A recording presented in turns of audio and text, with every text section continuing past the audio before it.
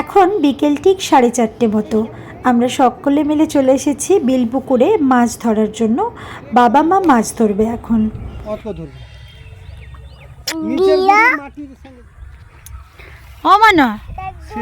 দাদুন দর্শকের ভূমিকায় আছি আমি এবং আমার বোনপো।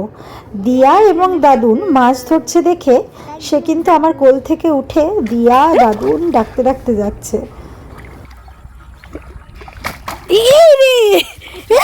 ধরবা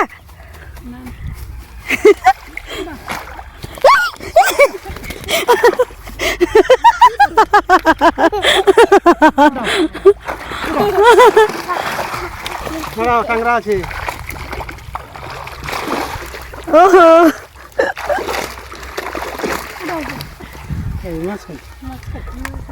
ও যা উঠছে অনেক। হ্যাঁ লো লো লো ভাই এসো বলো এসো। গোগলবাবু বন্ধুদের সঙ্গে খেলাধুলা শেষ করে ছুটতে ছুটতে এলো যে কি মাছ ধরা হচ্ছে কি হচ্ছে একবার দেখি।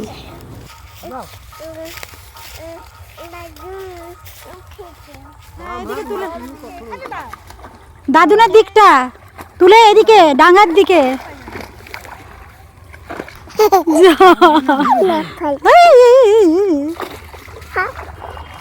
কত মাছ গো মনা।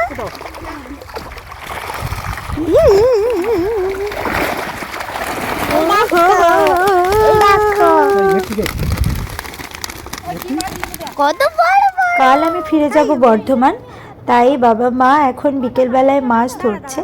তো তার কারণ জামাই এবারে তার আসেনি, বড্ড মন খারাপ। জামাইয়ের জন্য একটু মাছ পাঠাতেই হবে। জামাই মাছ খেতে ভালোবাসে। কত মাছ? এখানে একটা মাছ আছে। মাছ ধরতে এত অসুবিধা, যা ছুঁড়ে দে, কিচ্ছু হবে না, কাঁটা নেই কিছু নেই। আমাকে পাচ্ছে না দিয়ে মা পা দিয়ে ওইদিকে একটা দেখ। সরেছো সরেছো সরেছো সরেছো সরেছো। ওরে বাবা ওই দেখো ও মা জাপানি পুটি রাখবো না। হ্যাঁ বড়িয়ালা হ্যাঁ সাড়ে 10 মাছ। এতক্ষণ ধরে মাছ ধরার ফসল হচ্ছে এটা। কাল যাবে এটা বর্ধমান বাবা মায়ের জামাইয়ের জন্য, যদিও আমরা সবাই খাবো। কটা মাছ মনা? কটা মাছ তুমি নিয়ে যাবে? ও বাবা ও নিয়ে যাবে রে। হ্যাঁ মাছ ধরা শেষ করে চলে এলাম বাগানে।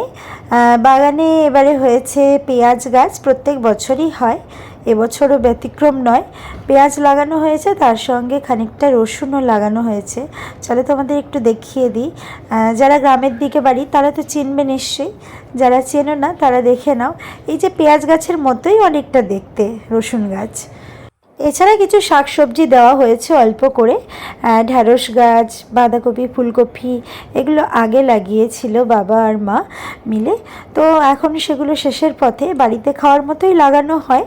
তো বাবা আর মা মাছ ধরছিল, তোমরা দেখতে পেলে। তো এসে বাবা গাছগুলোতে জল দিয়ে দিচ্ছে। আর আমাদের বাগান তোমাদের কেমন লাগলো প্লিজ কমেন্ট করে জানিও। আজকের মতো এইটুকু।